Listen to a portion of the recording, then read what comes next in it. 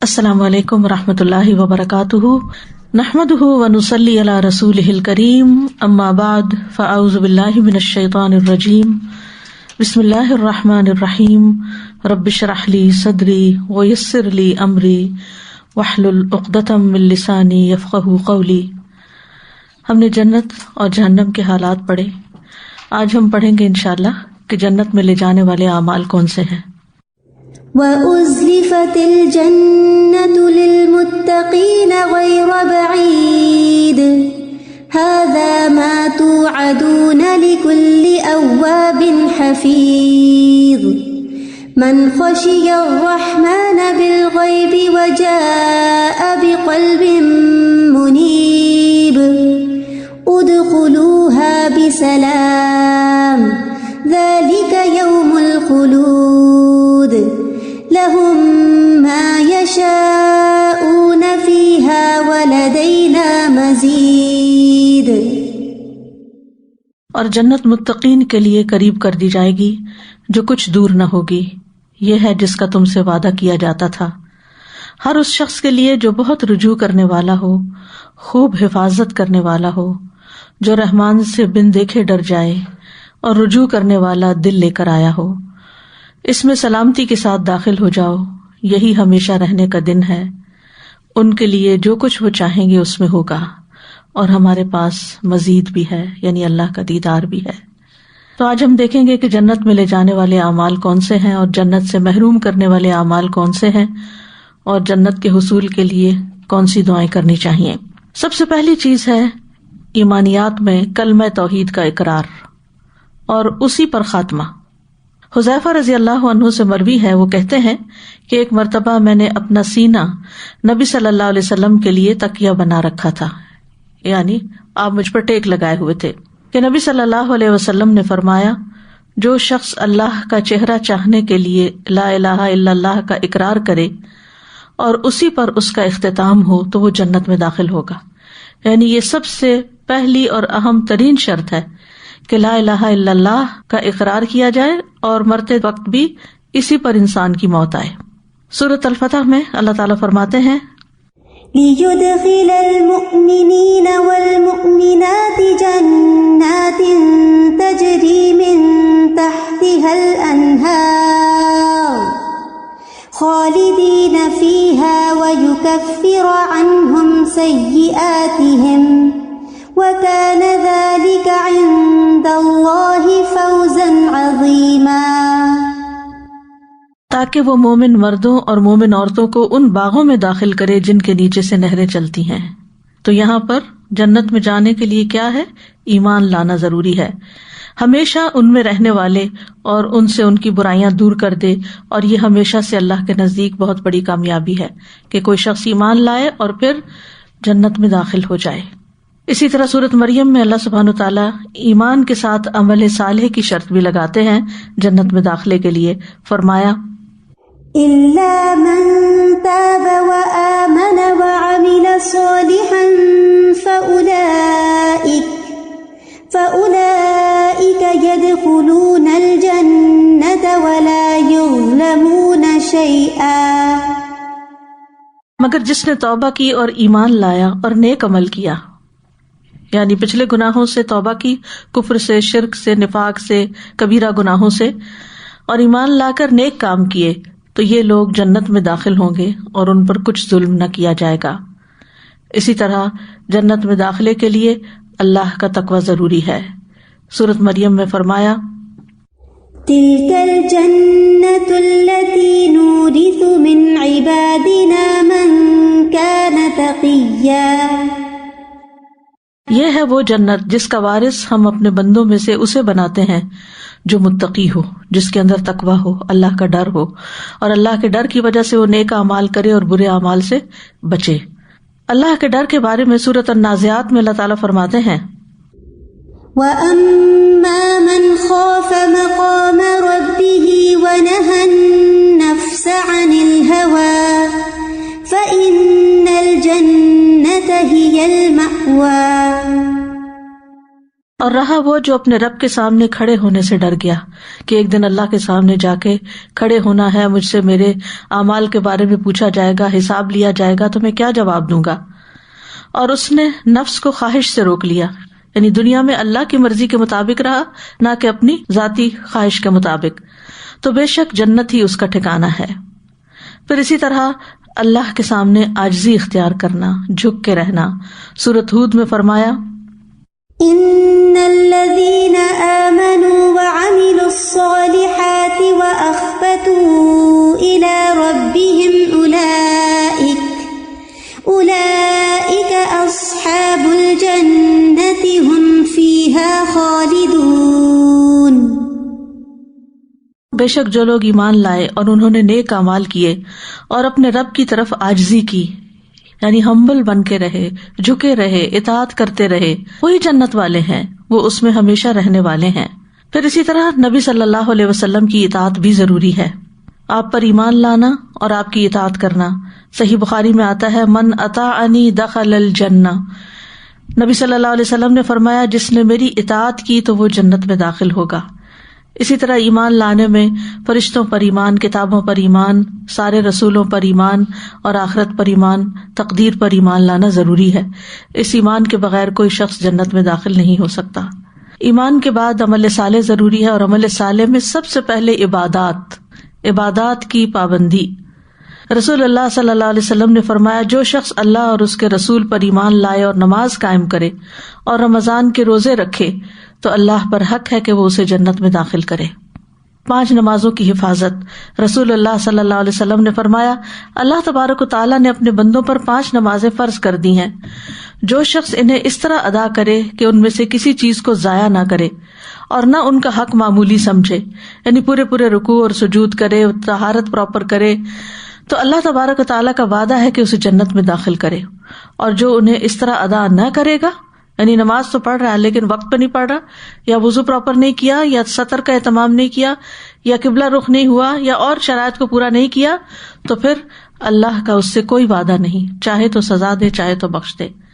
تو اس لیے صرف نماز پڑھنا کافی نہیں، اس کے لیے ضروری ہے کہ اس کو شرائط اور آداب کے ساتھ ادا کیا جائے. ایک دن میں 12 رکعت سنت نماز ادا کرنے والے کے لیے بھی جنت میں محل کی خوشخبری ہے. نبی صلی اللہ علیہ وسلم نے فرمایا جو شخص ہمیشہ 12 رکعت پڑھے گا، من ثابر علی، یعنی ایک دن پڑھ لیے، من ثابر علی 12 رکعتا، جو شخص ہمیشہ 12 رکعت سنت پڑھے تو اللہ عز و جل اس شخص کے لیے جنت میں گھر بنائے گا. ظہر کے فرض سے قبل 4، ظہر کے فرض کے بعد 2، مغرب کے فرض کے بعد 2، عشاء کے فرض کے بعد 2، اور فجر کے فرض سے پہلے 2 رکعت. اس طرح ٹوٹل 12 سنت ہو گئی. انہیں سنن رواتبہ بھی کہا جاتا ہے. یہ فرائض کے علاوہ ہے، فرض نماز کے علاوہ. پھر صبح شام مسجد میں حاضری. نبی صلی اللہ علیہ وسلم نے فرمایا جو شخص صبح اور شام مسجد میں جاتا ہے اللہ تعالیٰ جنت میں اس کی مہمانی کا سامان کرے گا. وہ صبح شام جب بھی مسجد جائے گا. پھر روزے کی حالت میں خاتمہ ہونا. نبی صلی اللہ علیہ وسلم نے فرمایا جو شخص اللہ کے چہرے کی خاطر روزہ رکھے ایک دن کا اور اسی پر اس کا اختتام ہو، روزہ پورا کرے اور پھر اس میں فوت بھی ہو جائے تو وہ جنت میں داخل ہوگا. پورا کرے سے مراد یہ نہیں کہ روزہ پورا کرے، ختم لہ بہا، خاتمہ بھی اس کا اسی پر ہوا تو پھر داخلہ جنت میں ہے. پھر حج کا اجر. صحیح بخاری میں ہے رسول اللہ صلی اللہ علیہ وسلم نے فرمایا ایک عمرے کے بعد دوسرا عمرہ دونوں کے درمیان کے گناہوں کا کفارہ ہے، اور حج مبرور کا بدلہ جنت کے سوا کچھ نہیں. یعنی حج اور عمرہ بھی انسان کے ان اعمال میں سے جو جنت میں لے جانے والے ہیں. عبادات کے بعد نفلی صدقات. نبی صلی اللہ علیہ وسلم نے فرمایا جو شخص اللہ کا چہرہ چاہنے کے لیے صدقہ کرے، یعنی کسی پہ احسان نہ جتائے اور بددلی سے نہ کرے بلکہ خوشی سے کرے، اور اسی پر اس کا اختتام ہو، یعنی آخر دم تک اس نے ریاکاری نہیں کی اور جب بھی خرچ کیا چاہے سالوں سال گزر گئے کبھی بھی اس نے اس کو نہیں جتایا تو وہ جنت میں داخل ہوگا. پھر رسول اللہ صلی اللہ علیہ وسلم نے فرمایا 40 خصلتیں جن میں سے سب سے اعلیٰ و ارفع دودھ دینے والی بکری کا ہدیہ کرنا ہے ایسی ہیں کہ جو شخص ان میں سے ایک خصلت پر بھی عامل ہوگا ثواب کی نیت سے اور اللہ کے وعدے کو سچا سمجھتے ہوئے تو اللہ اس کی وجہ سے اسے جنت میں داخل کرے گا. یعنی انسان دوسرے انسانوں کی ضروریات پوری کرے. ان میں سے ایک ضرورت کیا ہے کہ دودھ دینے والی بکری کا صدقہ کرنا, اور وہ گائے بھی ہو سکتی, بھینس بھی ہو سکتی, یعنی وہ خرید کر کسی غریب فیملی کو انسان دے دے کہ جو اس سے اپنا پیٹ بھر سکے, ان کے بچے پی سکیں. ایسے صدقات کو بھی جن کا خاص طور پر بائی نیم ذکر کیا گیا. ایک تو نا جنرلی صدقہ ہم ویسے ہی دے دیتے ہیں بغیر کسی وجہ کے کہ ٹھیک ہے جیسے چاہیں خرچ کر لیں, اور ایک یہ ہے کہ خود خرید کے یا کسی سے کہہ کے خرید کے کسی کو وہ دلوانا خوبصورت صدقہ ہے اور اس پر جنت کی بشارت ہے. پھر معاملات میں سب سے اہم صلہ رحمی ہے, رشتہ داروں کے ساتھ اچھا سلوک رکھنا ہے. ابو ایوب کہتے ہیں ایک آدمی نے نبی صلی اللہ علیہ وسلم کی خدمت میں حاضر ہو کر عرض کیا کہ مجھے ایسا عمل بتا دیجئے جو مجھے جنت کے قریب و جہنم سے دور کر دے. آپ نے فرمایا اللہ کی عبادت کرو, اس کے ساتھ کسی کو شریک نہ کرو, نماز قائم کرو, زکوٰۃ ادا کرو, اور اپنے رشتہ داروں سے صلہ رحمی کرو, یعنی ان کے حقوق ادا کرتے رہو, ان سے جڑے رہو, ان سے تعلق قائم رکھو. اور ان میں خاص طور پر سب سے پہلا حق جس کا ہے وہ ہے والدین. والدین سے نیکی کرنا. حضرت عائشہ کہتی ہیں کہ رسول اللہ صلی اللہ علیہ وسلم نے فرمایا میں سویا تو میں نے خواب میں اپنے آپ کو جنت میں دیکھا, تو میں نے وہاں ایک قاری کی تلاوت کی آواز سنی. میں نے پوچھا یہ کون ہے؟ مجھے بتایا گیا یہ حارثہ بن نعمان ہے. رسول اللہ صلی اللہ علیہ وسلم نے ان سے کہا یہی نیکی ہے, یہی نیکی ہے. اور وہ کیا تھی؟ وہ لوگوں میں سے اپنی والدہ کے ساتھ بہت زیادہ حسن سلوک کرنے والے تھے.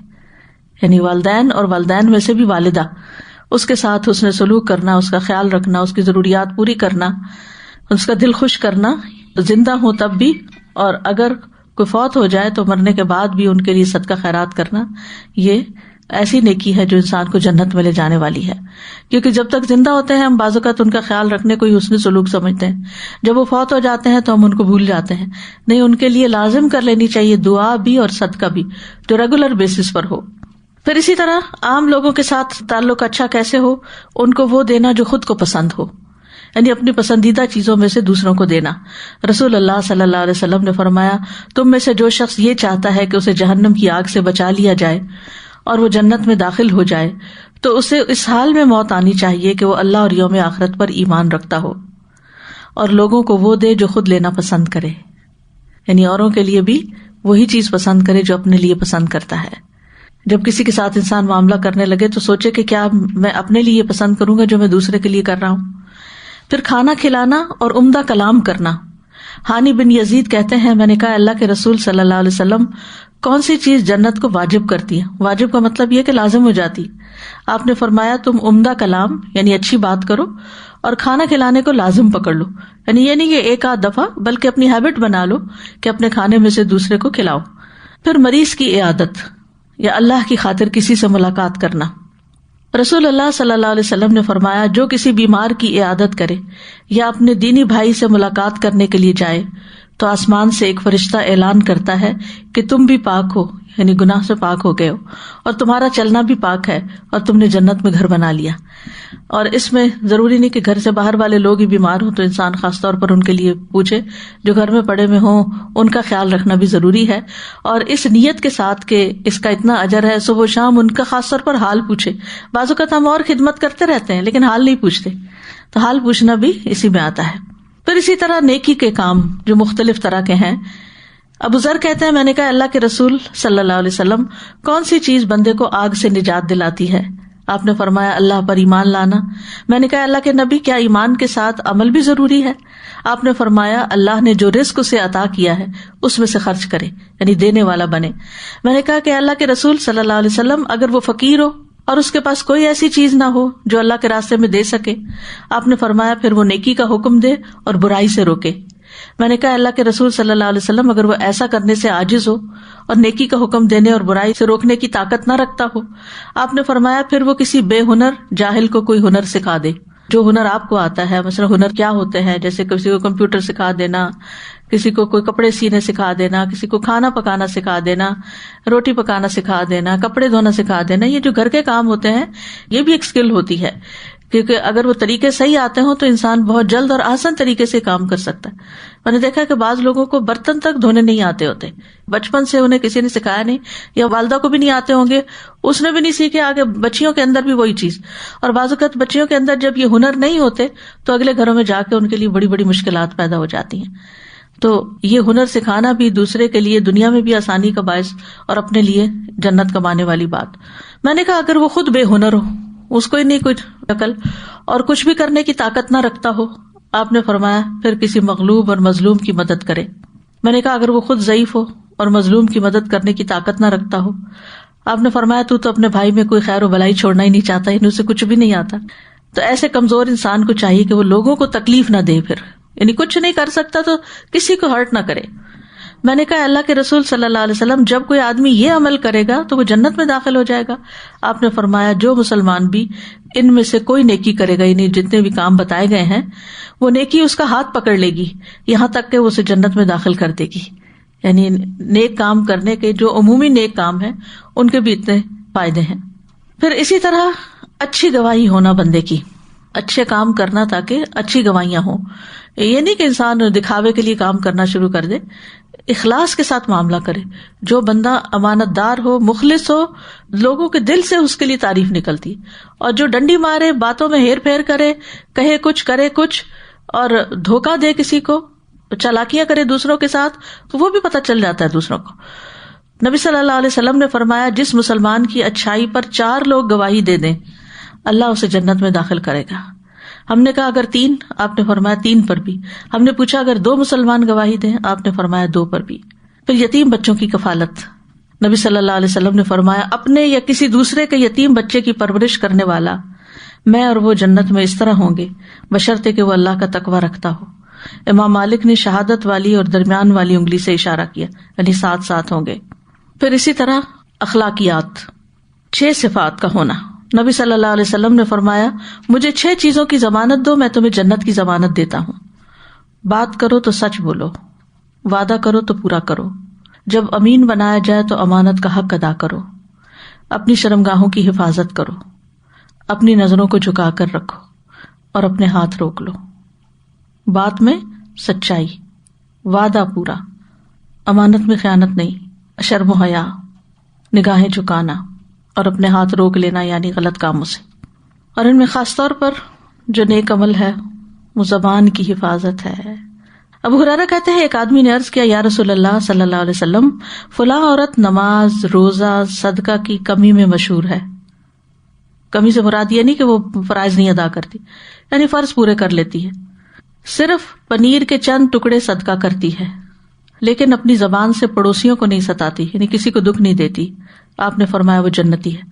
یعنی اگر کوئی عورت اپنی نمازیں پوری کرتی ہے, اپنے فرائض پورے کرتی ہے اور اس کے ساتھ ساتھ صدقہ خیرات بھی جتنی اس کی ہمت توفیق ہے, ظاہر ہے ہر ایک کے پاس بہت کچھ نہیں ہوتا دینے کو, لیکن کچھ نہ کچھ جو بھی ہے وہ دیتی ہے, تو ایسی عورت بھی جنت میں جائے گی. لیکن اس کے برعکس وہ عورت جو نماز, روزہ, نفل بھی اور فرض بھی کرے لیکن اپنی زبان سے دوسروں کو تکلیف دے تو وہ جہنمی ہے. اچھی گفتگو جو ہے, کسی کے ساتھ بھی اچھے طریقے سے بات کرنا جس میں نہ کسی کا مذاق اڑایا گیا ہو, نہ کسی کو بلیٹل کیا گیا ہو, نہ کسی کو تانا دیا گیا ہو, نہ کسی کے عیب چن چن کے اس کو بتائے گئے ہوں, تو عمدہ طریقے سے بات کرنا جو ہے یہ بھی جنت میں لے جانے والی چیزوں میں سے ہے. نبی صلی اللہ علیہ وسلم نے فرمایا سلام پھیلاؤ, اچھی گفتگو کرو, صلہ رحمی کرو, اور راتوں کو جب لوگ سو رہے ہوں تو تم قیام کرو, تم سلامتی کے ساتھ جنت میں داخل ہو جاؤ گے. سلام میں پہل کرنا, سلام کا اہتمام کرنا. اور اس میں آپ دیکھیے ایک تو ہم جس سے ملاقات کرتے ہیں حقیقی طور پر اس کو سلام کرتے ہیں, کسی مجلس میں آتے ہیں یا گھر کے اندر جب حقیقی ملاقات ہوتی ہے, اور ایک مانوی ہوتی ہے جو کہ فون پہ ہو سکتی ہے, واٹس ایپ پہ ہو سکتی ہے, لکھ کے ہو سکتی ہے, جیسے پہلے کہتے تھے نا خط کیا ہے آدھی ملاقات ہے, تو اس میں بھی سلام کرنا جو ہے وہ بھی اس میں شامل ہو جاتا ہے. اور بعض اوقات کچھ رشتہ داروں سے دنوں گزر جاتے ہیں, کوئی صلہ رحمی نہیں ہوتی, کوئی کنیکشن نہیں ہوتا, تو ان کو صرف سلام دعا کا ایک میسج بھیج دینا بھی اس میں آ جاتا ہے. اور اس میں دونوں چیزیں ہو جاتی ہیں, سلام بھی اور صلہ رحمی بھی. اور اگر اچھی طریقے سے بات کر لیں ان سے, اگر کوئی بیمار ہے تو حال پوچھ لیں, اگر کوئی تکلیف میں ہے, پریشانی میں ہے تو اس کو صبر کی تلقین کر دیں, تو یہ سارے کام پورے ہو جاتے ہیں. اور باقی رہ جاتے ہیں تہجد, تو اس کے لیے اللہ سے توفیق مانگے تو اللہ تعالیٰ توفیق دیتا ہے. پھر دوسروں کے لیے پسند کا معیار کیا ہو. خالد بن عبداللہ قصری ممبر پہ خطبہ دے رہے تھے. انہوں نے کہا کہ رسول اللہ صلی اللہ علیہ وسلم نے ان کے دادا یزید بن اسد سے فرمایا کیا تم جنت پسند کرتے ہو؟ یعنی عبداللہ قصری کے دادا سے کہا کیا تم جنت پسند کرتے ہو؟ تو انہوں نے کہا کہ جی ہاں. آپ نے فرمایا اپنے بھائی کے لیے وہی پسند کیا کرو جو تم اپنے نفس کے لیے پسند کرتے ہو. وائس ورثہ بھی جو اپنے لیے اچھا نہیں لگتا وہ اس کے لیے بھی نہ چاہو. پھر اسی طرح سچائی. نبی صلی اللہ علیہ وسلم نے فرمایا یقیناً سچ نیکی کی طرف رہنمائی کرتا ہے اور یقیناً نیکی جنت کی طرف لے جاتی ہے. یعنی سچا انسان جو ہوتا ہے اس کو نیکی کے مواقع ملتے رہتے ہیں اور پھر وہ نیکی اس کو جنت میں لے جاتی ہے. حیا. رسول اللہ صلی اللہ علیہ وسلم نے فرمایا حیا ایمان کا حصہ ہے اور ایمان کا تعلق جنت سے ہے. تو گویا حیا بھی انسان کو جنت میں لے جانے والا ہے. راستے سے تکلیف دہ چیز ہٹا دینا. نبی صلی اللہ علیہ وسلم نے فرمایا جو شخص مسلمانوں کے راستے سے کسی تکلیف دہ چیز کو ہٹاتا ہے تو اللہ اس کے لیے ایک نیکی لکھ دیتا ہے, اور جس کے لیے اللہ کے ہاں ایک نیکی لکھی جائے اللہ اسے جنت میں داخل فرما دے گا. نبی صلی اللہ علیہ وسلم نے فرمایا میں نے ایک ایسے آدمی کو جنت میں چلتے پھرتے دیکھا جس نے راستے میں ایک ایسے درخت کو کاٹ دیا تھا جس کی وجہ سے لوگوں کو تکلیف ہوتی تھی, یعنی ان کا راستہ تنگ ہو گیا تھا. اسی طرح نابالغ بچوں کی وفات. ابن عباس کہتے ہیں کہ میں نے رسول اللہ صلی اللہ علیہ وسلم کو کہتے ہوئے سنا میری امت میں سے جس کے 2 بچے فوت ہو کر آگے چلے جائیں وہ جنت میں داخل ہوگا. عائشہ رضی اللہ عنہا نے عرض کیا میرے والد آپ پہ قربان, اگر کسی کا ایک بچہ فوت ہو کر آگے گیا ہو. تب آپ نے فرمایا یا موفقہ. موفقہ کا مطلب ہے جسے نیکی کی توفیق دی گئی. اگر کسی کا ایک بچہ ہو تو بھی. پھر عرض کیا اگر آپ کی امت میں کسی کا کوئی بچہ فوت ہو کے آگے نہ گیا ہو کیونکہ ان کے اپنے بچے نہیں تھے, تو کہنے کہ اگر کسی کا کوئی بھی نہیں گیا تو پھر آپ نے فرمایا میں اپنی امت کا فرط ہوں کیونکہ میری موت کی جدائی جیسی مصیبت انہیں نہیں پہنچے گی. یعنی فراطا, یعنی میں سب سے پہلے جانے والا ہوں امت کے آگے آگے, اور جنت میں شفاعت کے ذریعے امت کو لے جاؤں گا. اور اس وجہ سے کہ میری امت کو میری وفات سے جو تکلیف پہنچی ہے وہ سب مصیبتوں سے زیادہ بڑی مصیبت ہے. تو اس وجہ سے میں اپنی امت کو سب سے آگے لے جاؤں گا. یعنی باقی انبیاء کی قوموں نے تو اپنے نبیوں کو ستایا. حضرت عیسیٰ علیہ السلام کو تو آسمان پہ اٹھا لیا گیا, اور اکثر انبیاء کی جو امتیں تھیں ان میں سے چند ایک لوگ ان کے ساتھ ایمان لائے اور وہ نکلے, اور باقی تو امتیں تباہ ہو گئیں. لیکن نبی صلی اللہ علیہ وسلم کی امت پر وہ دن سب سے زیادہ تکلیف دہ تھا جب نبی صلی اللہ علیہ وسلم کی وفات ہوئی تھی. اور ہم بھی جب واقعہ پڑھتے ہیں آپ کی بیماری سے لے کر آپ کی تدفین تک کا, تو سوال ہی پیدا نہیں ہوتا کہ انسان کے آنسو نہ بہیں. اور ام ایمن کا وہ واقعہ یاد ہوگا کہ جو اس بات پر رنجیدہ تھی کہ آپ کی وفات کی وجہ سے وحی کا سلسلہ ختم ہو گیا. یہ حضرت عائشہ کے سوال اور نبی صلی اللہ علیہ وسلم کے جواب سے مجھے یاد آیا استاد جی کہ وہ جو کسی کے نابالغ بچے کی وفات کی جو دعا ہے نا, اللہم اجعلہ لنا سلفا و فرطا, تو نبی صلی اللہ علیہ وسلم نے وہی لفظ کہا ہے کہ میں اس کا فرط ہوں گا. یعنی جس کے اگر کوئی اولاد نہیں بھی ہے تو میں اس کے لیے ہوں. یعنی اگر کسی کو اپنی اولاد کی وفات کی تکلیف نہیں بھی پہنچی تو میری وفات کی جو تکلیف پہنچی ہے اس وجہ سے میں اس کے لیے آگے شفاعت کرنے والا ہوں گا. سازا یہاں پر جب بتایا جا رہا تھا نا کہ مریض کی عیادت اور اللہ کی خاطر جو سارے کام بتائے گئے کہ کم سے کم یہ کر لو, جس میں ساری باتیں بتائیں کہ ایمان, عمل, رزق, فقیر اگر ہے تو ایٹ لیسٹ اتنا کر لے کہ برائی سے روک لے, اور پھر ایٹ لیسٹ کچھ نہ کر سکے تو دوسرے کو تکلیف نہ دے. And I was just thinking کہ سب کچھ کر لیتے ہیں لوگ, عیادت کرنے جاتے ہیں, پھول لے کے جاتے ہیں, فروٹ لے کے جاتے ہیں, اور باقی صدقہ خیرات, اینڈ جیسے کوئی بندے سے ڈیل ہوتی ہے اینڈ تکلیف اتنی آتی ہے بندے سے بندے کو, اسپیشلی آج دلوں میں جو کھچ آ گئی ہے, جو احساس نہیں رہا. ہاں, اب سب سے پہلے وہ تکلیف دے دیتے, مالی کام سارے کر لیں گے, مال سے کرنے والے سارے کام ہو جائیں گے, اور ویسے بھی میل ملاقات کر لیں گے اور بھی ہیلپ بھی کر دیں گے, ہر چیز مال سے جان سے ہو جائے گی, مگر اخلاق سے نہیں ہوگی. میزان میں سب سے بھاری نیکی اچھا اخلاق ہے, سب سے بھاری نیکی, کیونکہ سب سے مشکل نیکی ہے یہ. دوسروں کے پسند کا معیار وہی رکھنا کہ جو آپ کو پسند ہے وہ دینا. لیکن کئی مرتبہ ایسا بھی ہوتا ہے کہ جیسے والدین کو کوئی چیز پسند ہوتی ہے اور آپ کو نہیں ہوتی وہ چیز، اور بچوں کو ان کا خیال کرنا ہوتا ہے کہ وہ دینا ہوتا ہے ان کو. تو اس بات کا بھی بہت خیال، کیونکہ والدین کو ہم ناراض نہیں کر سکتے، اور کئی مرتبہ ہم ان سے ایسی بات کر جاتے ہیں کہ جو ان کو بہت اس سے چڑ ہوتی ہے اور ان کو اچھا نہیں لگتا، لیکن ہم کئی دفعہ کئی والدین کو بہت زیادہ حال پوچھنے سے بھی چڑ ہوتی ہے. تو ہمیں زیادہ پتا ہوتا ہے کہ اب ہمارے جو رشتہ دار ہیں یا کس کو کیا چیز ضرورت ہے. انداز پہ ڈیپینڈ کرتا ہے نا. اور جب پتا چل جائے کہ کسی کو حال پوچھنا اچھا نہیں لگتا تو پھر انسان کوئی اور طریقہ اختیار کرے. یعنی حال پوچھنے سے مراد یہ نہیں ہوتا کہ انسان 10 سوال شروع کر دے. اچھا رات کیسے گزری، پھر دوائی کھائی تھی کہ نہیں، پھر وہ کتنی دفعہ اٹھی تھی، پھر کیا ہوا، پھر یہ باتیں نہیں کرنی چاہیے. یہ دماغ تھکانے والی باتیں ہوتی ہیں اور یہ پسند نہیں ہوتے. پھر وہ تکلیف یاد آ جاتی ہے. تو حال پوچھنے سے مراد یہ ہے کہ کانٹیکٹ رکھنا اور اس طرح معاملہ کرنا کہ دوسرا فیل کرے کہ کوئی میری کیئر کرنے والا ہے، نہ کہ میرے پہ بوجھ ہے. خلاصہ یہ نکلا کہ تقوی، بیسک چیز تو تقوی، اور پھر دوسرا جس بات کو بہت زیادہ ابھی جیسے ہم لوگوں نے بھی الیبوریٹ کیا ڈسکشن میں بھی، عمدہ کلام. سب سے مشکل چیز عمدہ کلام. تو ایک تو یہ 2 چیزیں تھیں، اور دوسرے میں سوچی تھی کہ یہ جو ہے نا ایک کسی کو ہنر سکھانا، تو اب آج کل کے زمانے میں تو ہنر کے بھی وہ معیار بدل گیا نا. جیسے کسی کو کوئی آپ ایپ ڈاؤن لوڈ کر کے دے دیں کہ اچھا یہ آپ سن لیں، کسی کو ریکارڈنگز آپ تلاوت وغیرہ کی ڈاؤن لوڈ کر کے دے دیں کہ وہ سنتے رہیں بیچارے بزرگ. پھر مائکرو ویو کا اتنا زیادہ استعمال ہے کہ بزرگ بیچارے گھر میں اکیلے ہوتے ہیں، تو کوئی ایک بس بٹن ان کو فکس کر کے دے گا، بس آپ یہ دبائیں گی تو وہ گرم ہو جائے گا. تو اتنی ڈفرینٹ چیزیں ہیں جو آج کے زمانے میں ہم تھوڑا ڈفرینٹ ہو گئے. جتنی نئی ٹیکنالوجی ہے، جتنی نئی مشینری ہے، ان سب کا سیکھنا ایک کام ہے جی، اور دوسرے کو سکھانا. جی بالکل. اور استاذہ جی یہ جو بات ہے نا کہ جو اپنے لیے پسند کرے وہی دوسرے کے لیے، تو اس کا نا فنی، لیکن کیا ہوتا ہے کہ رشتہ کسی کو بتاؤ تو پھر وہ فوراً کمپیریزن کرتے ہیں کہ اچھا اپنی بچی کے لیے تو آپ نے یہی سوچا، اور حالانکہ وہ صحیح ہوتا ہے، صرف شکل پہ کئی دفعہ آ کے تو بات دوسرے لوگ اس طرح کی کر دیتے ہیں. تو وہ مجھے لگ رہا تھا تھوڑا سا جیسے ان کو سمجھنا چاہیے اس بات کو بھی کہ ڈفرینٹ وقت میں ڈفرینٹ حالات ہوتے ہیں، اور ایک صرف حالات بھی، اور پھر کسی کا ڈپلیکیٹ تو کوئی نہیں ہوتا نا. کہ پھر یہ کہ سامنے والے کو بھی دیکھنا پڑتا ہے. ہو سکتا ہے کہ آپ کے بیٹے کی کوالیفیکیشن اور ہو جس کے لیے ایسی کوئی چیز مل گئی اور دوسرا اس معیار پہ نہ پورا اترتا ہو. پھر ہے ذکر اذکار، اذان. رسول اللہ صلی اللہ علیہ وسلم نے فرمایا جس نے 12 سال اذان دی اس کے لیے جنت واجب ہو جاتی ہے، اور روز اس کے لیے اذان کہنے کے باعث 60 نیکیاں اور تکبیر کے سبب 30 نیکیاں لکھی جاتی ہیں. پھر دل کے یقین سے اذان کا جواب دینا. اب خواتین اذان تو نہیں دے سکتی لیکن جواب تو دے سکتی ہیں نا. اب ہریرہ کہتے ہیں کہ ایک مرتبہ رسول اللہ صلی اللہ علیہ وسلم کے ساتھ ہم یمن کے کسی بالائی حصے میں تھے کہ بلال رضی اللہ عنہ اذان دینے کے لیے کھڑے ہوئے.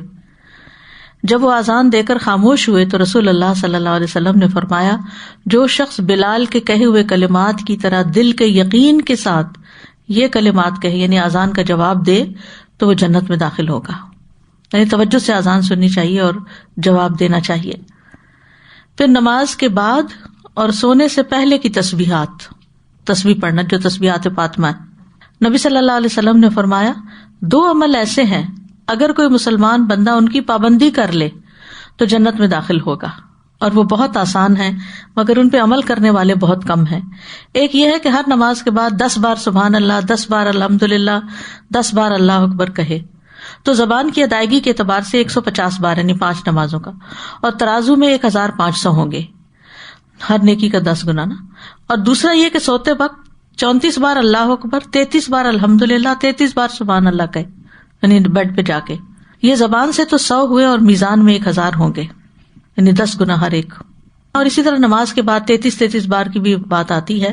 اگر 33 بار کا ٹائم نہیں تو 10 بار کا تو ٹائم نکالنا ہی چاہیے. کتنے منٹ لگیں گے اس میں؟ اور اگر اس کے بدلے جنت ملتی ہو تو اور کیا چاہیے؟ صرف عادت بنانے کی دیر ہے. پھر قرآن مجید کی سورتوں سے محبت. انس بن مالک رضی اللہ عنہ روایت کرتے ہیں کہ ایک شخص نے کہا اے اللہ کے رسول، میں قل هو اللہ احد سے محبت رکھتا ہوں. تو نبی صلی اللہ علیہ وسلم نے فرمایا تمہاری اس سے محبت تمہیں جنت میں داخل کرے گی. یعنی قل هو اللہ احد میں اللہ تعالیٰ کی توحید ہے تو اس سورت سے محبت تمہیں جنت میں داخل کرے گی. پھر اللہ تعالیٰ کے 99 نام یاد رکھنا. ان للہ 99 اسما 100 الا واحدا من احصاها دخل الجنہ. نبی صلی اللہ علیہ وسلم نے فرمایا اللہ تعالیٰ کے 99 نام ہیں یعنی 1 کم 100. جو شخص ان سب کو محفوظ رکھے گا یعنی ان کو یاد رکھے گا وہ جنت میں داخل ہوگا.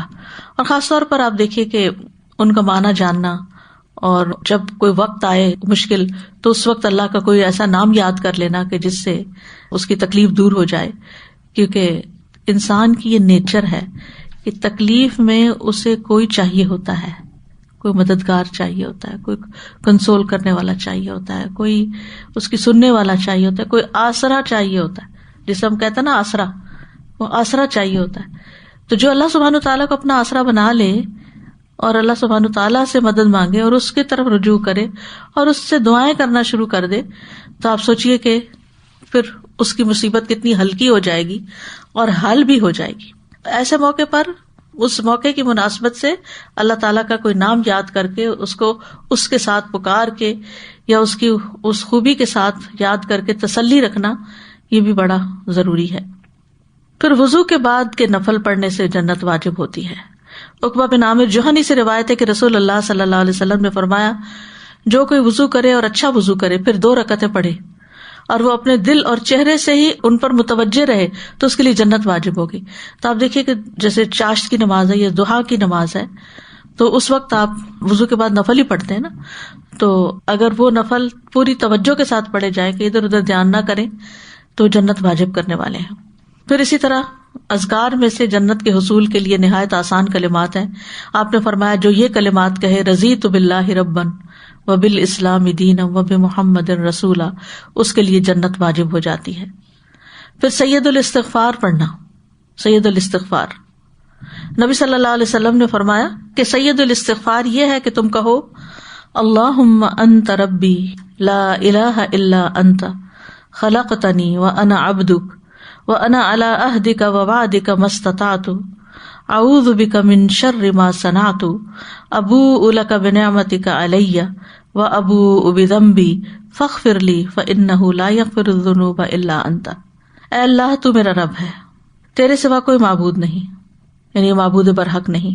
تو نے مجھے پیدا کیا ہے اور میں تیرا ہی بندہ ہوں.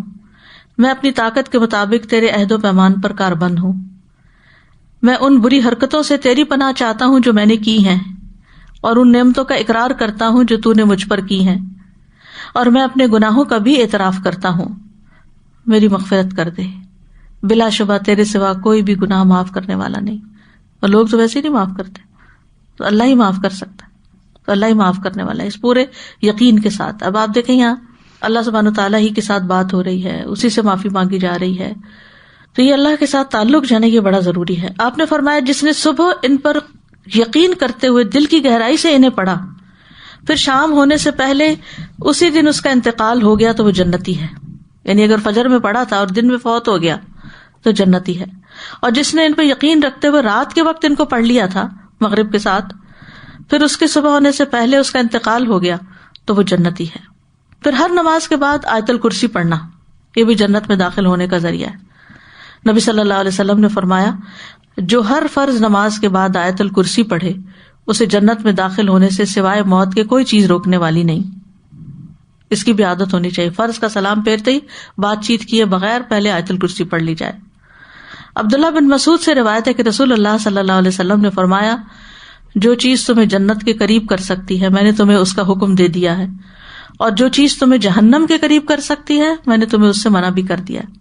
یعنی دین بالکل واضح ہے، اور اگر ہم نبی صلی اللہ علیہ وسلم کی احادیث کو مانے ہی نہ تو یہ خیر کی باتیں ہمیں کہاں سے پتہ چلے. پھر یہاں جنت سے محروم کرنے والے اعمال کا بھی ذکر ہو جائے تو اچھا ہے. سب سے پہلی چیز ہے کفر، اللہ تعالیٰ کا انکار، اللہ کے نبیوں کا انکار، یعنی کفر کی جو بھی اقسام. سورۃ الاعراف میں اللہ تعالیٰ فرماتے ہیں، وَنَادَى أَصْحَابُ النَّارِ أَصْحَابَ الْجَنَّةِ أَنْ أَفِيضُوا عَلَيْنَا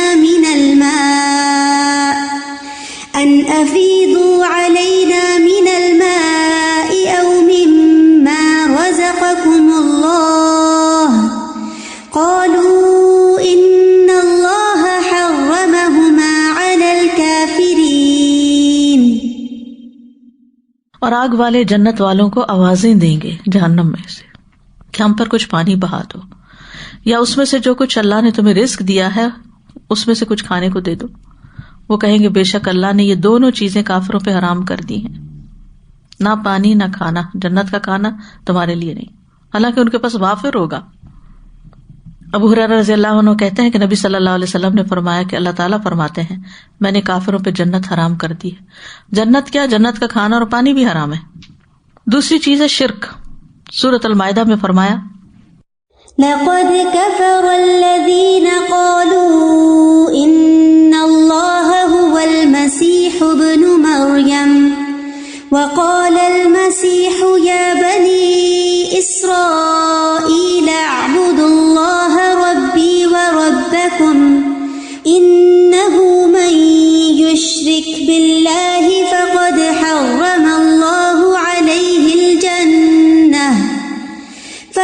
حرم الله عليه الجنة ومأواه النار وما للظالمين من أنصار. اے بنی اسرائیل اللہ کی عبادت کرو. مسیح علیہ السلام نے کہا تھا جو میرا اور تمہارا رب ہے. بے شک حقیقت یہ ہے کہ جو بھی اللہ کے ساتھ شریک بنائے یعنی کسی کو اللہ کا بیٹا قرار دے یا پارٹنر تو یقیناً اس پر اللہ نے جنت حرام کر دی اور اس کا ٹھکانہ آگ ہے اور ظالموں کے لیے کوئی مدد کرنے والا نہیں.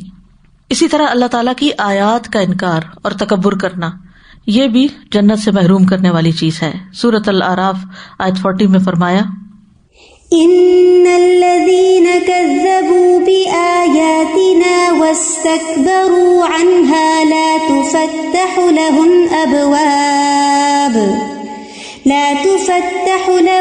أبواب السماء ولا يدخلون الجنة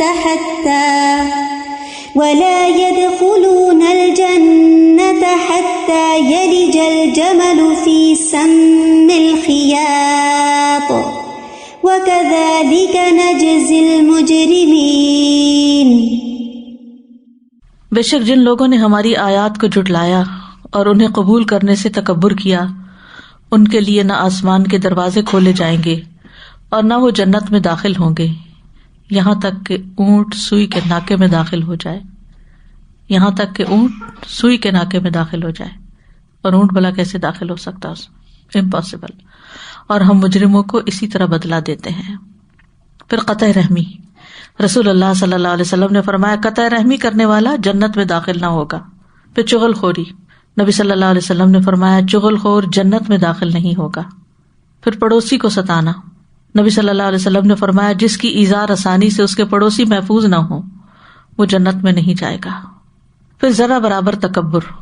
نبی صلی اللہ علیہ وسلم نے فرمایا جس کے دل میں رائی کے دانے برابر بھی تکبر ہوگا وہ جنت میں نہیں جائے گا. اور تکبر کیا ہے؟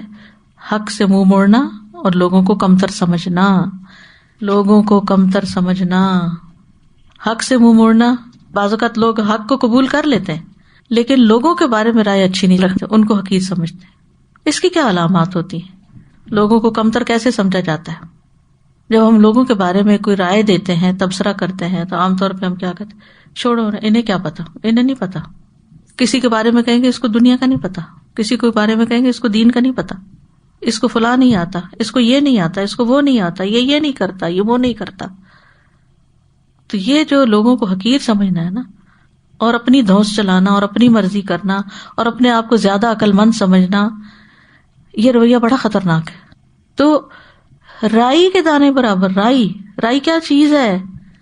یعنی بہت تھوڑی کوانٹٹی جو ہے تکبر کی وہ بھی نقصان دہ ہے کیونکہ وہ دوسروں کے لیے بہت اذیت کا باعث بن جاتی ہے. یعنی اگر مثلاً ایک استاد ہے پڑھا رہا ہے اور اگر کسی نے کوئی سوال کر دیا تو کہا تم جاہل, تمہیں کیا پتا. کوئی غریب ہے سوال کر بیٹھا, ان کا تو کام ہی صرف مانگنا ہے, فقیر سمجھ کر اشاروں سے بھی ناک چڑھا کے ماتھے پہ بل ڈال کے کیسے کیسے طریقے سے ہم لوگوں کو ذلیل کرتے ہیں. تو کسی کو کچھ آتا ہو یا نہ آتا ہو, ہم کون ہیں جو کسی کو حقیر سمجھیں؟ ہر ایک کی غلطیوں سے درگزر کرنے کی ضرورت ہے اور اس پہ بے جا تبصرے نہیں کرنے چاہیے, کسی پہ ہنسنا نہیں چاہیے, بدگمانی نہیں کرنی چاہیے. کیونکہ ہنسنے کے پیچھے بھی کیا ہوتا ہے؟ جب کوئی کسی پہ ہنستا ہے تو اس کا مطلب کیا ہے؟ حقیر سمجھتا ہے اس کو, تبھی ہنستا ہے نا. ہم اپنے ماں باپ کو اپنے سے بڑا سمجھتے ہیں تو ان پہ تو نہیں ہنستے, اور اگر کوئی ماں باپ پہ بھی ہنستا ہے تو اس کا مطلب تو بالکل ہی گیا گزرا.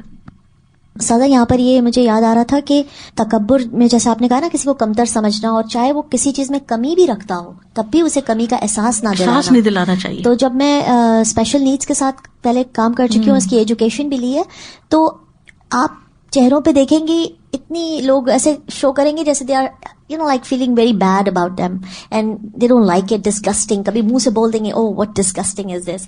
and even teachers بھی جو اس کے لیے مقرر کی گئی ہیں، جنہیں پیسے دیے گئے ہیں کہ آپ ان کا خیال رکھیں، مگر وہ ہر وقت منہ سے ان کے لیے نا بری بات نکل رہی ہوگی کہ ایک تو آپ کو رکھا گیا ان کی ٹیک کیئر کے لیے اور ان کے اسٹیم کو بڑھانے کے لیے. ان کو سب فیل ہوتا ہے استاذہ، ایسا نہیں ہے کہ انہیں کچھ فیل نہیں ہو رہا، آپ ان کو گالی دیں یا ان کو زور سے پکڑ لیں. اسی طرح اپنے ہی بچوں کے ساتھ بعض کا ظلم کر رہے ہوتے ہیں، ان پہ ہنس رہے ہوتے ہیں، ان کے ساتھ اس طرح کی باتیں کرتے ہیں، وہ ساری زندگی کے لیے کانفیڈنس ختم کر بیٹھتے ہیں. سادہ یہ ایک تکبر کی بہت کامن سی مثال ہے کہ ہم جب گیدرنگز میں بیٹھتے ہیں تو وی مسٹ میک شیور کہ زیادہ تر لوگ کس لینگویج میں بات کرتے ہیں. اگر کوئی اردو بات کرنا پسند کرتے ہیں تو ہم وہاں پہ انگلش شروع کر دیتے ہیں اور پھر دوسروں کے ایکسنٹ پہ بھی مذاق اڑاتے ہیں. تو یہ بہت ضروری ہے کہ ہمیں آتی کا مطلب یہ نہیں کہ ہم اس گیدرنگ میں شروع کر دیں. بالکل. تو یہ بہت دھیان رکھنا چاہیے کہ سٹنگ کیسی سٹنگ ہے اس کے حساب سے we should deal with people. سادہ جی ہمیں کئی دفعہ پتہ بھی نہیں چلتا کہ ہم کس طرح سے بات کر رہے ہیں. یہ زیادہ آپ شکل دیکھتے ساتھ ہی آپ کئی دفعہ کہتے ہیں آپ کو کسی چیز کی ضرورت ہے، اسی وقت آپ اس کو ڈیگریڈ ہی کر دیتے ہیں بندے کو کہ میں نے تو کوئی چیز مانگی بھی نہیں، کچھ کیا بھی نہیں. اور کئی مرتبہ آپ کی مس انڈرسٹینڈنگز اس قسم کی ہوتی ہیں، آپ کی اپنی دوسروں کے بارے میں رائے، آپ خود سے خود ایک مائنڈ چل رہا ہوتا ہے، وہ شیطان آپ کے پیچھے لگا ہوتا ہے، لیکن آپ کو نہیں پتا ہوتا کہ آپ کیا حرکتیں کر رہے ہیں، آپ کس قسم کی بات کر رہے ہیں. ہر وقت اپنے اوپر بھی چیک رکھنا بہت بڑی بات ہے. اخلاص، ندامت اور اعتراف کہ میں نے واقعی میں غلط کر رہا ہوں، اور اصلاح بھی تبھی ہوتی ہے نا. مجھے تو لگ رہا ہے کہ کئی دفعہ تو زبان سے بھی کہنے کی ضرورت نہیں ہوتی. آپ کا باڈی لینگویج، آپ کا جیسچر، آپ کا دیکھنے کا انداز، اگلے کی بات سننے کا انداز اس طرح کا ہوتا ہے کہ ہر اس سے ٹپک رہی ہوتی ہے کہ وہ آپ لیٹ ڈاؤن کر رہے ہیں دوسرے بندے کو. پھر والدین کی نافرمانی، احسان جتلانا، پھر جادو پر ایمان لانا. ابو موسیٰ اشعری کہتے ہیں کہ رسول اللہ صلی اللہ علیہ وسلم نے فرمایا، شراب پر ہمیشگی کرنے والا، جادو پر ایمان لانے والا اور قطع رحمی کرنے والا جنت میں داخل نہیں ہوں گے. پھر تقدیر کا انکار، نبی صلی اللہ علیہ وسلم نے فرمایا، والدین کا نافرمان، ہمیشہ شراب پینے والا اور تقدیر کو جھٹلانے والا جنت میں داخل نہیں ہوں گے.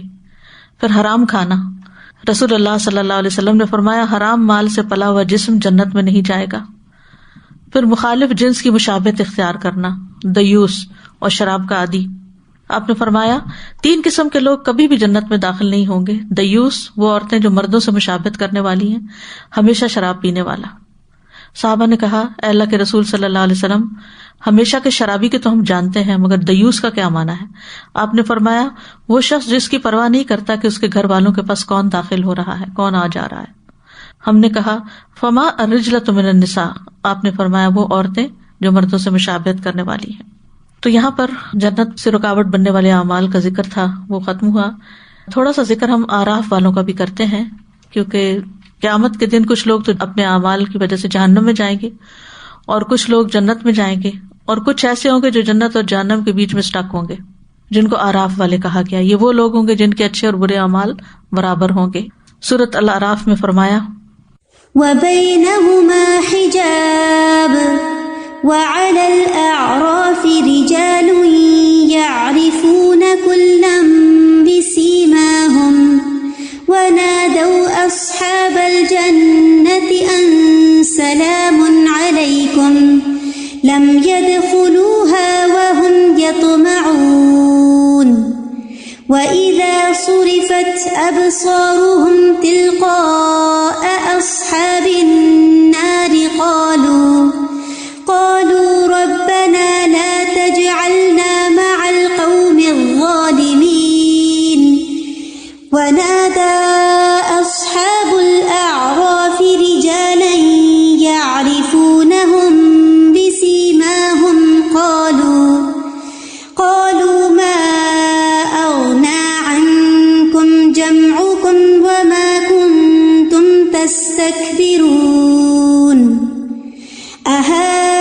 أَهَؤُلَاءِ الَّذِينَ أَقْسَمْتُمْ لَا يَنَالُهُمُ اللَّهُ بِرَحْمَةٍ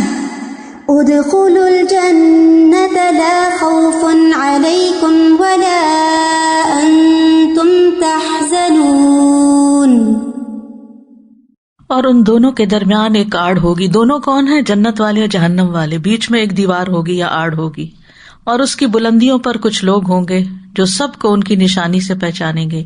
یعنی جنت والوں کو ان کے چمکتے چہروں سے اور جہنم والوں کو ان کے سیاہ چہروں سے. اور وہ جنت والوں کو آواز دیں گے, تم پر سلام ہو.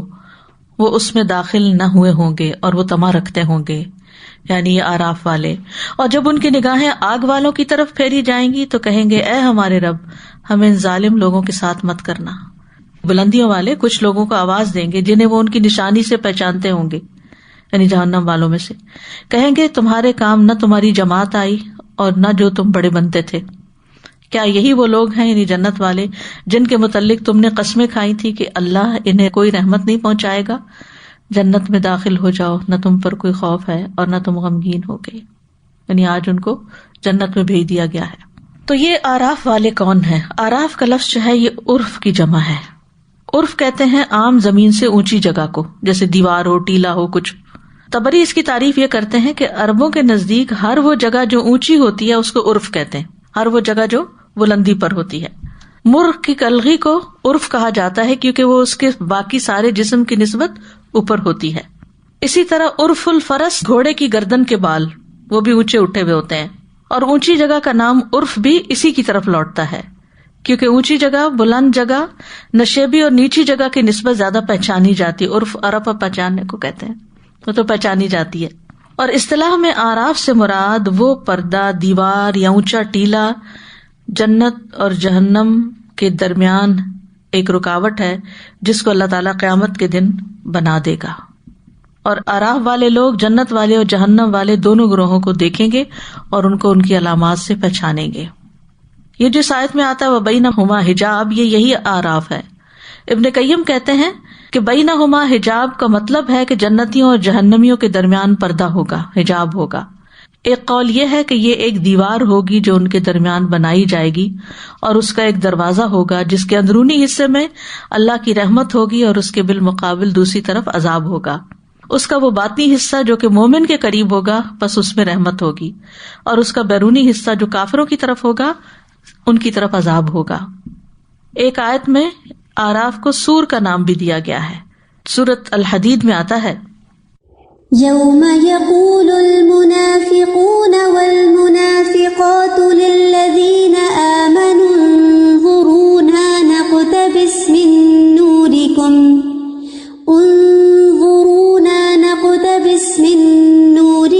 قيل ارجعوا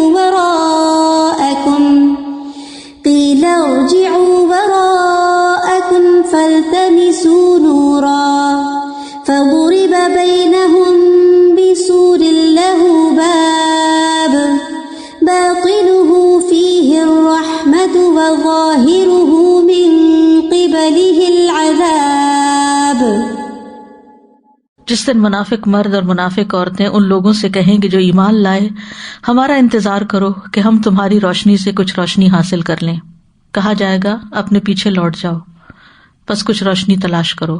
پھر ان کے درمیان ایک دیوار بنا دی جائے گی جس میں ایک دروازہ ہوگا, اس کے اندرونی جانب اس میں رحمت ہوگی اور بیرونی جانب اس کی طرف عذاب ہوگا. حذیفہ اور عبداللہ بن عباس کہتے ہیں کہ یہ وہ لوگ ہوں گے آراف والے جن کی نیکیاں اور برائیاں برابر ہوں گی. پس ان کی برائیاں جنت تک جانے سے ان کو پیچھے کر دیں گی, لیکن ان کی نیکیاں ان کو آگ سے بچا کر آگے لے جائیں گی. ان کو وہاں کھڑا کر دیا جائے گا یہاں تک کہ اللہ ان کے بارے میں جو چاہے گا فیصلہ کرے گا. پھر اللہ تعالیٰ آخر میں ان کو اپنی رحمت کے ساتھ جنت میں داخل کر دے گا, لیکن وہ ایک لانگ ویٹنگ پیریڈ میں ہوں گے.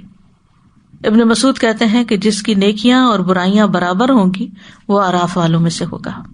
اور یعرفون کلم بسیماہم کا مطلب ہے کہ جنتیوں کے چہرے سفید اور نورانی ہوں گے اور جہنمیوں کے کالے, یا امت محمد صلی اللہ علیہ وسلم کے وضو کے اعضاء جو چمک رہے ہوں گے. وہم یطمعون کا معنی ہے وہ جنت میں جانے کی امید رکھتے ہوں گے, یعنی ابھی گئے نہیں لیکن ان کو اللہ سے اچھی امید ہوگی. اپنے حساب کتاب کی وجہ سے وہ ابھی انتظار میں ہوں گے. تو آراف والے وہاں کھڑے ہو کر دونوں کو پہچانیں گے اور جنت والوں کو سلام بھی کریں گے, اور جہنم والوں کو دیکھ کر اس سے بچنے کی دعا بھی کریں گے, اور یہ سب سے آخر میں جنت میں جائیں گے. یعنی جب میجر کراؤڈ چلا جائے گا. اس کے بعد پھر وہ جو جہنم میں گرے ہوئے لوگ ہیں وہ شفاعت سے نکل کے پھر جائیں گے. ایک بات یاد رکھیے کہ جو جہنمی جہنم کے دروازوں سے داخل ہوں گے وہ اس میں ہمیشہ رہیں گے. جہنم کے دروازوں سے جو گئے اندر وہ نہیں نکل پائیں گے. لیکن جو مسلمان اوپر سے پل صراط پر سے گریں گے وہ جہنم کے اوپر والی سطح پر ہوں گے, اور ان میں سے ہر ایک کو اس کے عمل کے مطابق, کسی کو گرم لو ملے گی, کسی کو آگ ہوگی, کوئی آگ میں پک کے ایسے کوئلہ ہو جائے گا اور پھر اس کو نہر حیات میں ڈالا جائے گا. اللہ عالم کہ کس کے اوپر کیا گزرتی ہے, لیکن یہ کہ وہ جہنم کی گہرائیوں میں نہیں جائیں گے. گہرائیوں میں منافقین جائیں گے اور کفار ہوں گے اور مشرکین وغیرہ ہوں گے, لیکن سب سے اوپر جو صراط کراس کرتے ہوئے گریں گے وہ پھر نکال لیے جائیں گے, پھر شفاعت سے نکالے جائیں گے, پھر اللہ تعالیٰ کے اتقاء ہوں گے.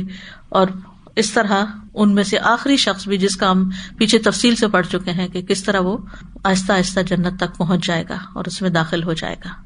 تو یہ ہے اعراف والوں کا حال کہ وہ باقی جنت والوں کی نسبت بعد میں اندر جائیں گے. ہم سب کو جنت کے حصول کے لیے کام بھی کرنے چاہیے, اللہ کو راضی بھی کرنا چاہیے اور دعائیں بھی کرنی چاہیے. اللہم انی اسألک الجنت و اعوذ بک من النار. اللہم انی اسألک جنت الفردوس الاعلی. رب ابن لی عندک بیتا فی الجنہ. اللہم ادخلنا الجنہ. اللہم ادخلنا الجنہ. اللہم ادخلنا الجنہ. اللہم انی اسألک ایمانا لا یرتد ونعیما لا ینفد ومرافقۃ محمد فی اعلی جنت الخلد. اے اللہ, میں آپ سے ایسے ایمان کا سوال کرتا ہوں جس میں کبھی ارتداد نہ آئے, ایسی نعمتوں کا سوال کرتا ہوں جو کبھی ختم نہ ہو, اور ہمیشہ کی جنت کے بلند حصے میں محمد صلی اللہ علیہ وسلم کی رفاقت کا سوال کرتا ہوں. اللہم انی اسألک الجنت وما قرب الیہا من قول او عمل وَأَعُوذُ بِكَ مِنَ النَّارِ وَمَا قَرَّبَ إِلَيْهَا مِنْ قَوْلٍ أَوْ عَمَلٍ. اے اللہ, میں تجھ سے جنت کا سوال کرتا ہوں اور ہر اس قول اور عمل کی توفیق کا سوال کرتا ہوں جو اس سے قریب کرے, اور میں جہنم سے تیری پناہ میں آتا ہوں اور ہر اس قول اور عمل سے پناہ مانگتا ہوں جو جہنم سے قریب کرے. اللہم اقسم لنا من خشیتک ما یحول بیننا وبین معاصیک ومن طاعتک ما تبلغنا به جنتک ومن طاعتک ما تبلغنا به جنتک ومن الیقین ما تهون به علینا مصیبات الدنیا ومتعنا باسماعنا وابصارنا وقوتنا ما احییتنا واجعله الوارث منا واجعل ثأرنا على من ظلمنا وانصرنا على من عادانا ولا تجعل مصیبتنا فی دیننا ولا تجعل الدنیا اکبر ہمنا ولا مبلغ علمنا ولا تسلط علینا من لا یرحمنا ولا تسلط علینا من لا یرحمنا. ابو ہریرہ رضی اللہ عنہ کہتے ہیں کہ نبی صلی اللہ علیہ وسلم نے فرمایا, بے شک اللہ تبارک و تعالیٰ کے کچھ زائد فرشتے ایسے بھی ہیں جو گھومتے پھرتے رہتے ہیں, یعنی ایکسٹرا فرشتے ہیں وہ, جن کی کوئی اسپیسیفک ڈیوٹی نہیں. وہ ذکر کی مجالس کو تلاش کرتے ہیں. جب وہ ایسی مجلس کو پا لیتے ہیں جس میں ذکر ہو تو ان کے ساتھ بیٹھ جاتے ہیں. پس جب وہ جدا ہوتے ہیں وہ اٹھ جاتے ہیں, یعنی جب لوگ ڈسپرس ہوتے ہیں تو فرشتے بھی اٹھ جاتے ہیں اور آسمان کی طرف چڑھتے ہیں. تو اللہ عز و جل ان سے پوچھتا ہے, حالانکہ وہ بخوبی جانتا ہے کہ تم کہاں سے آئے ہو. وہ عرض کرتے ہیں, ہم زمین میں تیرے بندوں کے پاس سے آئے ہیں جو تیری تسبیح, تکبیر, تحلیل اور تعریف اور تجھ سے سوال کرنے میں مشغول تھے. اللہ فرماتا ہے, وہ مجھ سے کیا سوال کر رہے تھے؟ وہ عرض کرتے ہیں, وہ تجھ سے تیری جنت کا سوال کر رہے تھے. اللہ تعالیٰ فرماتا ہے, کیا انہوں نے میری جنت کو دیکھا ہے؟ وہ عرض کرتے ہیں, نہیں ہے رب. اللہ تعالیٰ فرماتا ہے, اگر وہ میری جنت کو دیکھ لیتے تو ان کی کیا کیفیت ہوتی؟ وہ عرض کرتے ہیں, اور وہ تجھ سے پناہ بھی مانگ رہے تھے. اللہ تعالیٰ فرماتا ہے, وہ مجھ سے کس چیز کی پناہ مانگ رہے تھے؟ فرشتے عرض کرتے ہیں, اے رب تیری جہنم سے. اللہ تعالیٰ فرماتا ہے, کیا انہوں نے میری جہنم کو دیکھا ہے؟ وہ عرض کرتے ہیں, نہیں. اللہ تعالیٰ فرماتا ہے, اگر وہ میری جہنم کو دیکھ لیتے تو ان کی کیا کیفیت ہوتی؟ فرشتے عرض کرتے ہیں کہ وہ تجھ سے مغفرت بھی مانگ رہے تھے. تو اللہ تعالیٰ فرماتے ہیں کہ تحقیق میں نے معاف کر دیا, اور انہوں نے جو مانگا میں نے انہیں عطا کر دیا, اور جس سے انہوں نے پناہ مانگی میں نے انہیں پناہ دے دی. تو اللہ تعالیٰ ہمیں جنت الفردوس عطا کرے اور جہنم سے بچا لے اور ہمیں معاف کر دے. الحمدللہ یہ سیریز یہاں پر اب مکمل ہو گئی.